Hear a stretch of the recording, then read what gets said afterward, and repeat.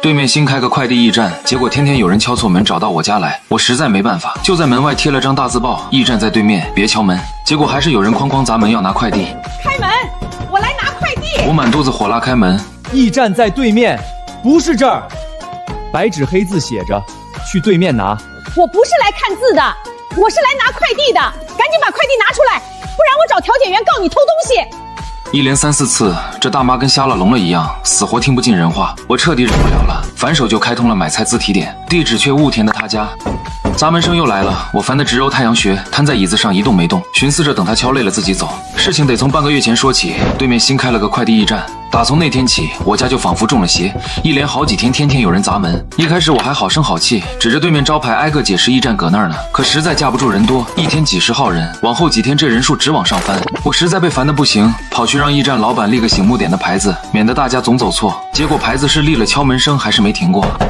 我天天在家敲键盘码字，灵感一来就被敲门声打断，气得我差点砸电脑。忍无可忍之下，我直接在门上糊了张纸条，写了几个大字：驿站在对面，别敲门。我心想，这下总没人眼瞎了吧？人确实少了点，但架不住总有那么几个大聪明，根本不看字，上来就砸门。我气得连换了好几张字条，不是驿站，私人住宅，请勿敲门。敲门是字越写越大，颜色越换越扎眼，全贴门上照样没用。今天又撞见个奇葩，我是真不想动弹了，心想忍着不吱声，他敲会儿没动静，总该看字了吧？可今天这大妈简直是铁了心，足足敲了5分钟，还在哐哐砸，脑瓜子嗡嗡的，全是敲门声。我深吸一口气，猛地拉开门，麻烦你看一眼，我这儿真不是驿站，驿站在对面。我强压着火气，指着满门的字条，好言好语。刚想关门，寻思正常人听完怎么着也得道个歉走人。眼前这大妈显然不按套路出牌，她一把拽住门板，眉头拧成了死结。看什么字？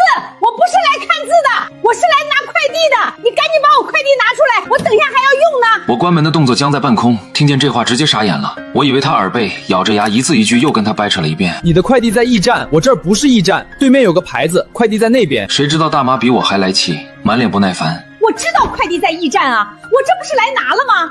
你快给我啊，我等着回家用。你这人废话怎么那么多？什么对面这面的，把快递给我不就结了？我没工夫听你瞎扯。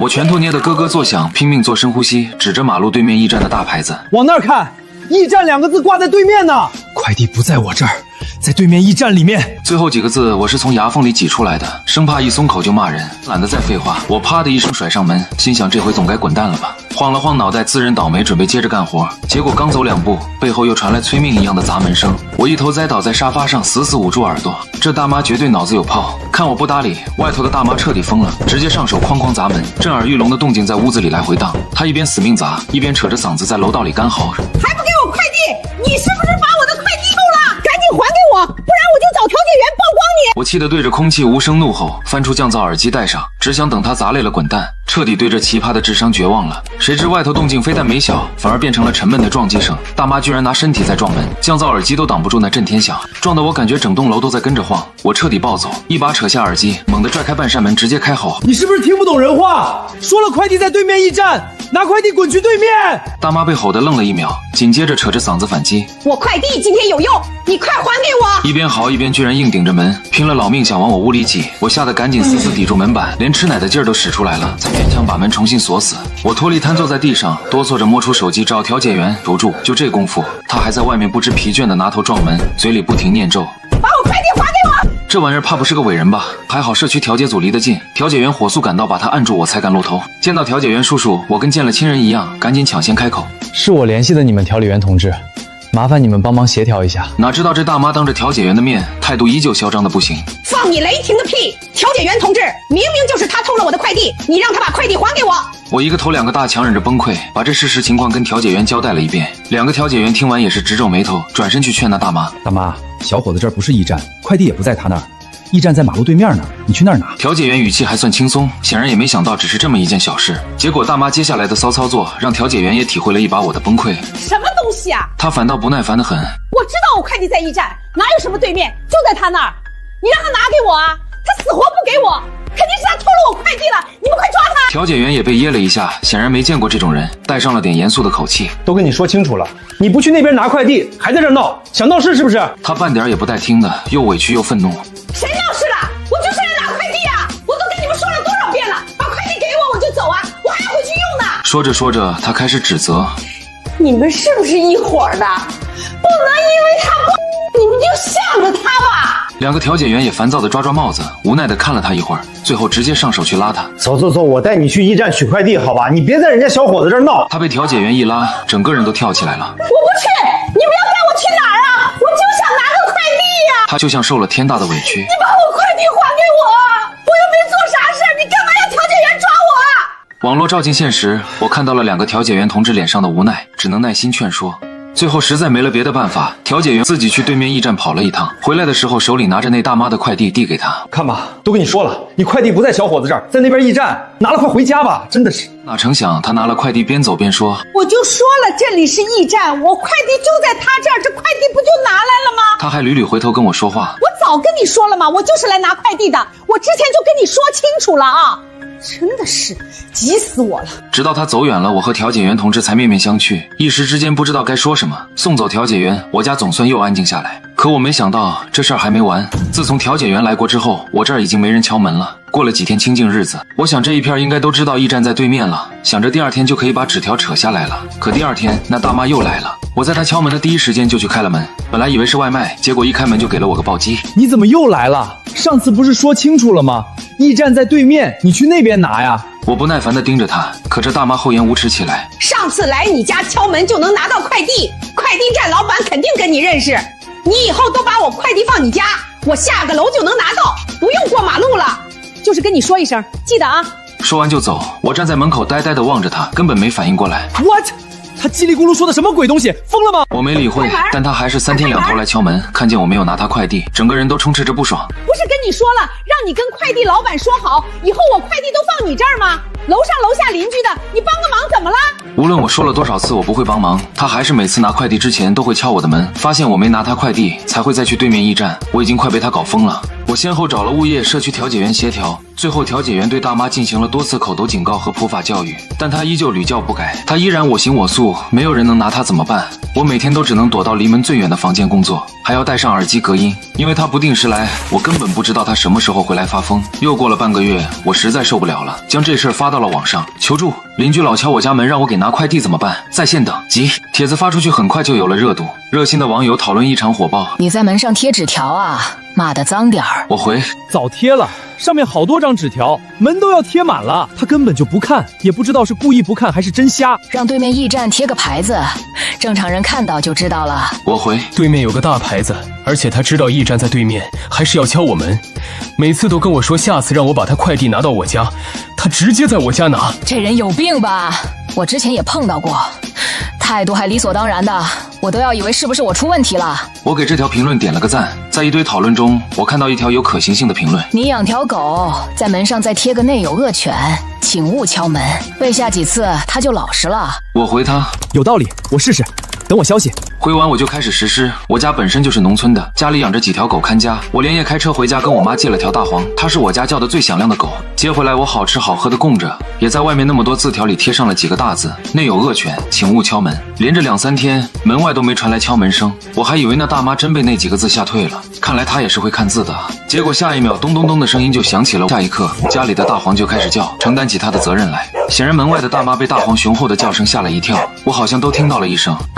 大黄叫过之后，那大妈也就没再敲门。我悄悄从猫眼往外看，她居然还没走，足足等了10分钟，看我没开门，才转身朝马路对面的驿站走了。首战告捷，我连忙给大黄开了个罐头，奖励他的英勇表现。一连好几次，这大妈都被大黄吓退。虽然每次都会在我门前站一段时间，但总算我不用再给她开门了。又是好几天过去，敲门声也再没响起来。我以为事情会到此为止，但大黄来的这几天真的很可爱。没过我妈让我还她回去的消息，我还准备多给她置办一些用品。在此之前，先去感谢为我出谋划策的网友们。哪想我刚打开软件，咚咚咚的声音就又从门上传来了。汪汪汪！大黄叫了，我则是皱着眉去看猫眼，可没想到外面站着的不是之前那个大妈。我隔着门没动静，随口问了一句：“有什么事吗？”大爷在门外捂着胸口，哎呦个不停。哎呦，吓死我了！你们家还养狗啊？叫这么大声，魂都给我吓飞了。他扯开话题，毕竟大黄吓着人了，我也就顺势赔了个不是。不好意思啊，您敲门到底啥事儿？大爷顺了顺气，这才接茬：“我来拿快递。”话刚起了个头，我驾轻就熟的直接打断：“不在我这儿，去对面马路那边大牌子看见没？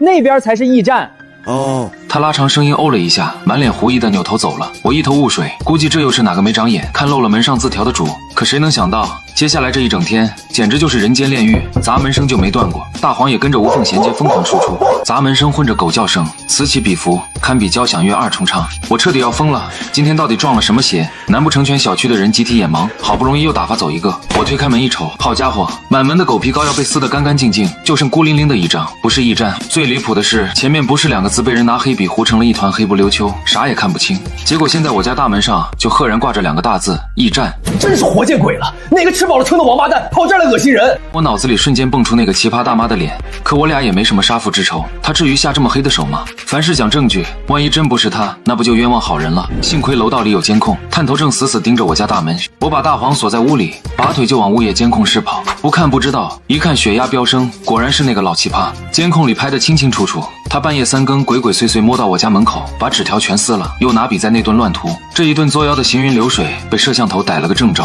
怪就怪我心疼大黄，晚上把他拉进隔音最好的卧室睡觉，结果连狗都没察觉到外头的动静，铁证如山，绝对没冤枉他半点。我火冒三丈，气冲冲的杀出物业就要找他算账，早就打听好他住哪户了，结果人还没逮着，麻烦到先一步找上门了。刚踏出物业大门，迎面就撞上好几个邻居，冲着我指指点点。我一脸懵逼的愣在原地，里面好几个熟面孔，都是隔壁的街坊。小陆啊，你这人怎么一点公德心都不讲啊？上来就是一通劈头盖脸的数落，根本不给我还嘴的机会。一群人七嘴八舌就开始讨伐。你家那条狗疯了一样叫个没完，还要不要人活了？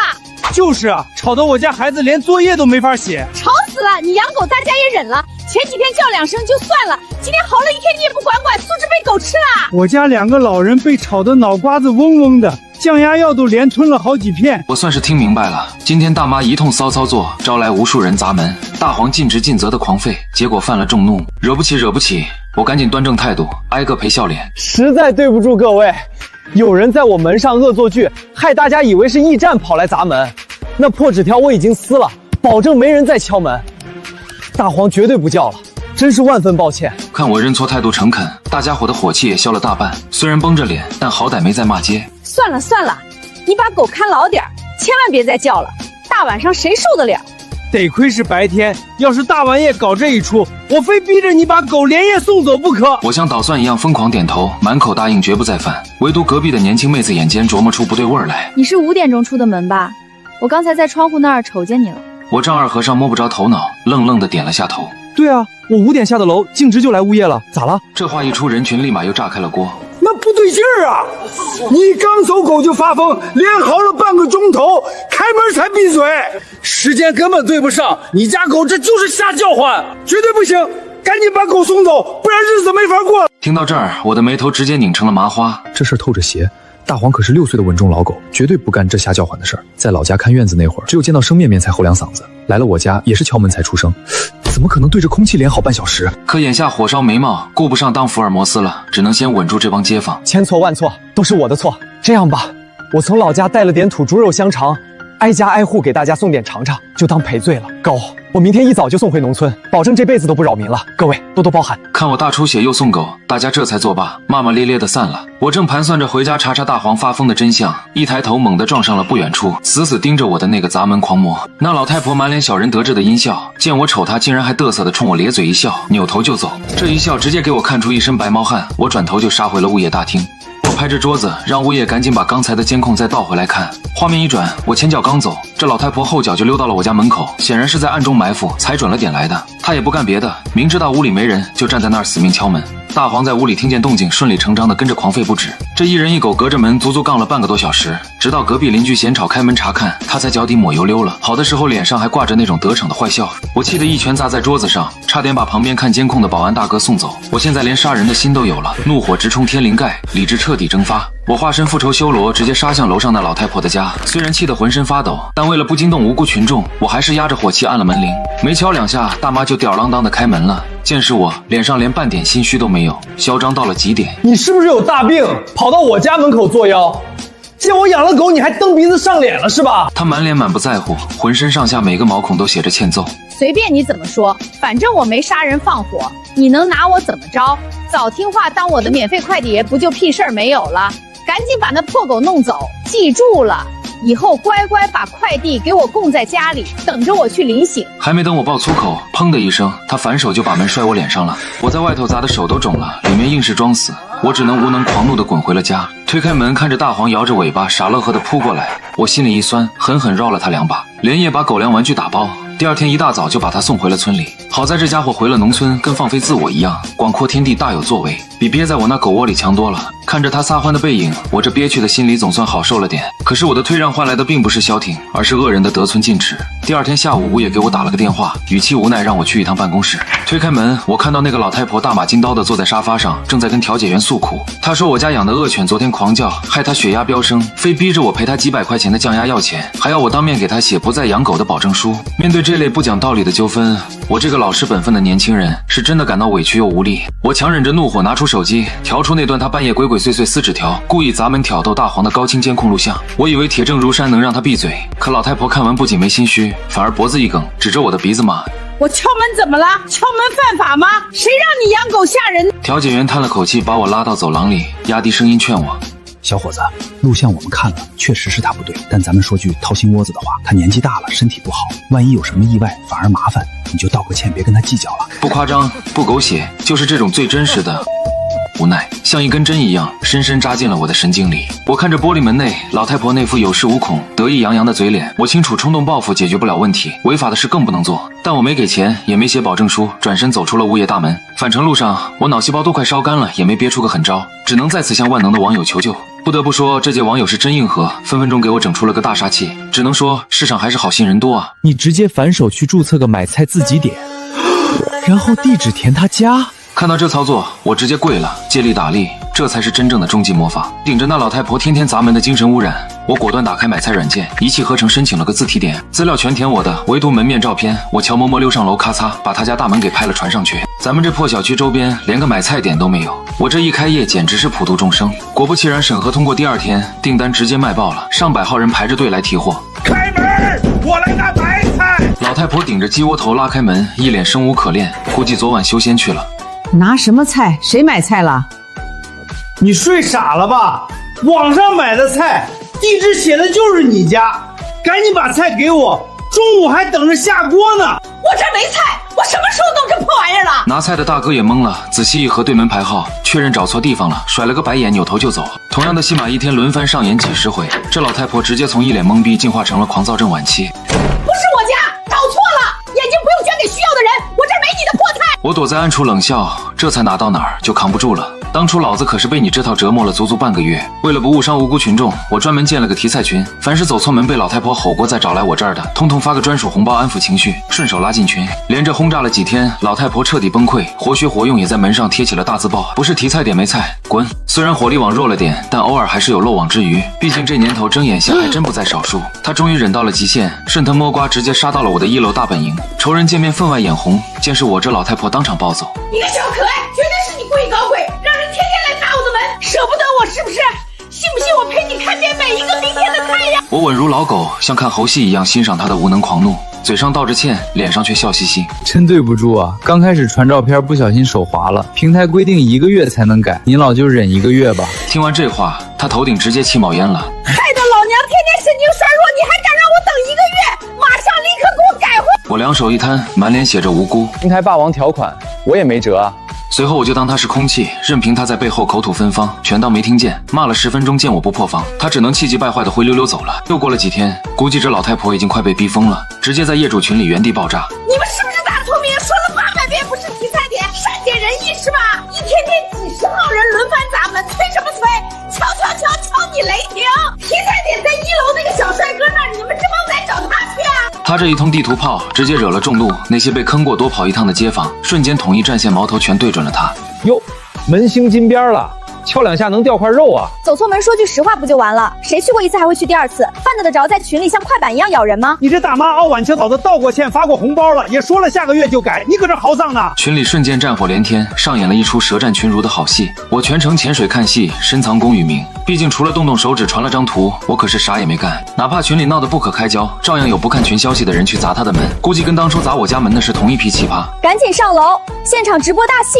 隔壁那位正义感爆棚的小姐姐发来前线战报，妹子跟我混熟了，听了我的血泪史，坚决站我这边，天天义务帮我盯梢老太婆的动静。收到暗号，我100米冲刺，连奔带跑杀上楼。一出楼梯口，熟悉的经典戏码正在老太婆家门口激情上演。我不管什么字，我就是来拿菜的。拿菜大哥嗓门极大，我说了800遍了，听不懂人话啊！我这儿没菜。老太婆直接破音回吼：凭啥没菜？订单上写的清清楚楚，就在你这儿，睁大你的老花眼看看。我看个锤子！要拿菜滚去1楼，我群里发过通知了，别来烦我。这门面明明就是你家，你死活不认，是不是想私吞我的菜？赶紧交出来，不然找调解员收拾你！真是风水轮流转，苍天饶过谁？看着老太婆被逼得跳脚，真是比3伏天喝冰镇可乐还爽。魔法打败魔法，她算是彻底尝到了我当初的绝望。什么感同身受，纯属扯淡。只有回旋镖扎自己肉上才知道到底有多疼。最后闹得不可开交，又把调解员招来了。好巧不巧，还是上次调解我俩的那对怨种调解员。调解员叔叔这波属实是无妄之灾。我看热闹不嫌事大，顺手把那大哥的菜提上了楼，赶在调解员下楼前贴心的递了过去。大哥提着菜，一路走一路疯狂吐槽。我就说我是来拿菜的，早点拿出来不就完事儿了？连几根黄瓜都要贪，真够不要脸的。经过上次那波折腾，我直接把自提点照片换回了自己家。一来是买菜的街坊基本都门清了，二来我寻思着这老太婆被恶心了这么久，总该长点记性消停了吧。可我到底是低估了这人性的恶。照片换回来不到1个星期，我家门口开始莫名其妙多出各种垃圾，有时候甚至还有恶臭的泔水。一开始我还纳闷这是哪来的，结果第2天亲眼目睹一袋剩饭剩菜从天而降，当场砸得汁水四溅，又脏又臭，令人作呕。我强忍着反胃清理干净，扭头就杀到了物业。得亏咱们这物业还算干点人事，明确表态高空抛物性质恶劣，绝对严查到底。结果接连几天，垃圾照样天天往下掉，每次听到动静冲出去，连个人影都逮不着。直到物业主动找上门，喊我一起去会会那个罪魁祸首。到了地方，我直接气笑了，果然是楼上那个砸门狂魔。物业把门敲开，他一瞅见我，那张老脸瞬间变得阴狠毒辣。怎么着？扔个垃圾犯法呀？还不让人扔垃圾了？我强压着火没吭声，甩了个眼神让物业先上。张大妈，高空抛物可是违法的，真砸出事儿了得踩缝纫机的。哼，什么刑事责任？少拿这个吓唬我！他这不是没受伤吗？都赶紧走，别再来敲我家门，不然我不客气了。话音刚落，砰的一声巨响，他直接摔上门，留我和物业在风中凌乱。陆先生，你看咱们也是真没辙了，这人油盐不进，群里也警告过了，我们实在管不了，要不你直接找调解员吧。物业说完脚底抹油溜了，甩下个烂摊子，啥也没解决。我心里明镜似的，指望他们是彻底没戏了，就像当初砸门那事一样，物业就是个摆设。可我万万没想到，我退一步，他能进1万步。原本以为他扔点剩饭菜恶心人就算了，结果第2天情况直接失控了。一大早，我刚推开门，一股能把人天灵盖熏翻的恶臭扑面而来。定睛一看，我家门口的地垫上竟然被砸了一大袋用过的生活垃圾，还有发酵了不知道多少天的臭鸡蛋，黄白相间的污物泼得满墙都是。那种直冲脑门的恶臭，直接让我把隔夜饭都吐了出来。更要命的是，这大夏天的高温一蒸，这股生化武器般的味道顺着楼道直接往上飘。这下好了，不仅是我，整个1楼到3楼的住户全炸锅了。2楼的大爷气得心脏病差点犯了，3楼带孩子的宝妈连窗户都不敢开。隔壁那个正义感爆棚的小姐姐，直接拿毛巾捂着鼻子冲了出来。这也太欺负人了，真当咱们这栋楼没王法了是吧？小姐姐在业主群里一发视频，瞬间激起了群愤。不到10分钟，楼下聚集了10几个被臭气熏得忍无可忍的邻居，大家手里拿着拖把的拿拖把，拿扫帚的拿扫帚，浩浩荡荡的直接杀上了老太婆所在的楼层。出来！老缺德的，有本事往下扔屎，有本事你开门啊！一群人把他家的大门捶得震天响，连楼板都在跟着颤。可这老太婆精得很，死活装死不出声，屋里连个灯都不开。咱们就在这儿堵着，看他能缩到什么时候。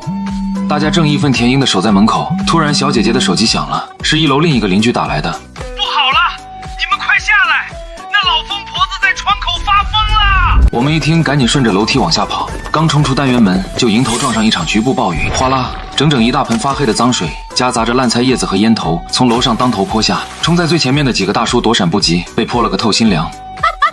让你们多管闲事儿，老娘洗脚水好喝吧？跟那个姓陆的小瘪三混在一起，老娘连你们一块儿泼！有本事你们找调解员啊！调解员来了能拿我怎么样？谁看见我泼的了？这简直是骑在所有人脖子上拉屎！几个大叔气得当场就要找石头往上砸，被我死死拦住。大家别冲动，以暴制暴咱们就理亏了，有绝招！我冷笑一声，从口袋里掏出手机。他以为只有他会玩阴的，自从上次他开始丢垃圾，我花血本买了个高清夜视，带仰角捕捉的隐形摄像头，就安在对面树杈上，死死盯着他的窗户。刚才他泼水的嘴脸，甚至手里拿的哪个盆，已经被拍得清清楚楚。邻居们一看画面，眼睛都亮了。好小子，这下铁证如山，看着还怎么狡辩？我们正准备拿证据找调解员，把这老妖婆彻底按死，可谁也没想到，老太婆在楼上看着我们聚在一起看手机，以为我们在找人来帮忙，彻底陷入了癫狂状态。她大半个身子探出窗外，像个彻底失去理智的疯狗一样嘶吼：“还不走是吧？我让你们聚众闹事儿，我砸！我砸！我砸！”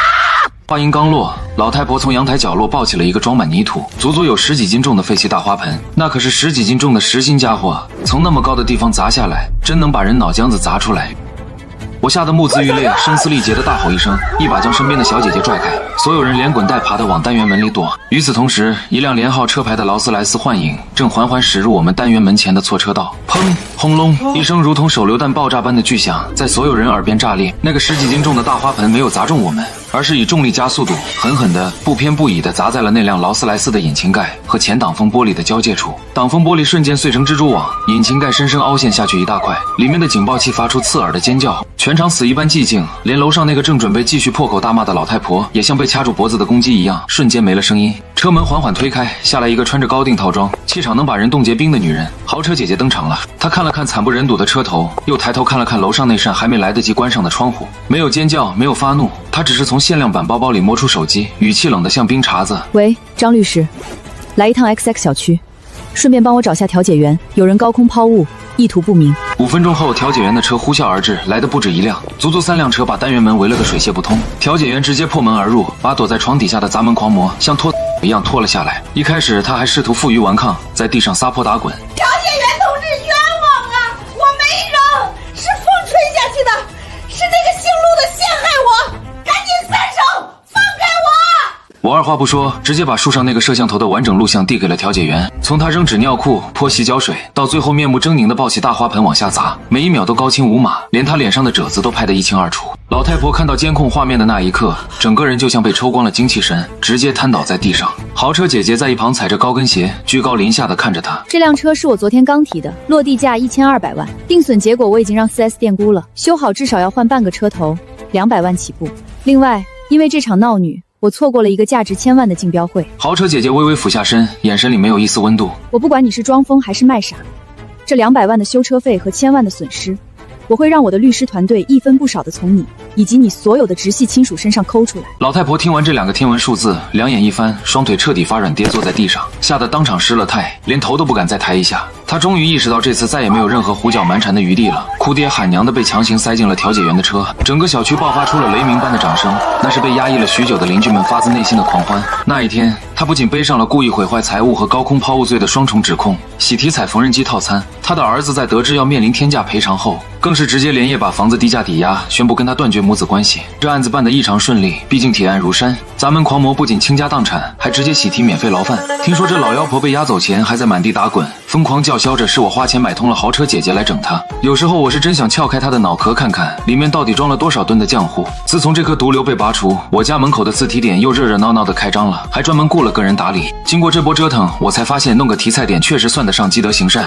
小区里腿脚不好的大爷大妈再也不用大老远跑去菜市场，楼底下就能拎菜回家，一个个乐得合不拢嘴。至于我，早就连夜打包行李，跑路到了清静的郊区。人多的地方破事就多，实在影响我敲键盘码字，惹不起我躲得远点，总行了吧？我在郊区租了个带大院子的房子，顺手把战神大黄又给接了回来。这下他终于有地盘随便撒野了。自提点每个月赚的那点外快，正好全用来给大黄改善伙食。偶尔我和隔壁那个正义感爆棚的小姐姐在微信上聊起他，还是忍不住疯狂吐槽。这他妈简直就是取个快递引发的血案啊！从那以后，我再也没见过那号奇葩，倒是在网上经常刷到同病相怜的受害者。我能做的，也就是在评论区默默留下我的反击3连招。也想提醒所有有相似遭遇的朋友，遇到邻里骚扰，一定要第一时间留存证据，通过合法途径维权，切勿采取过激的行为。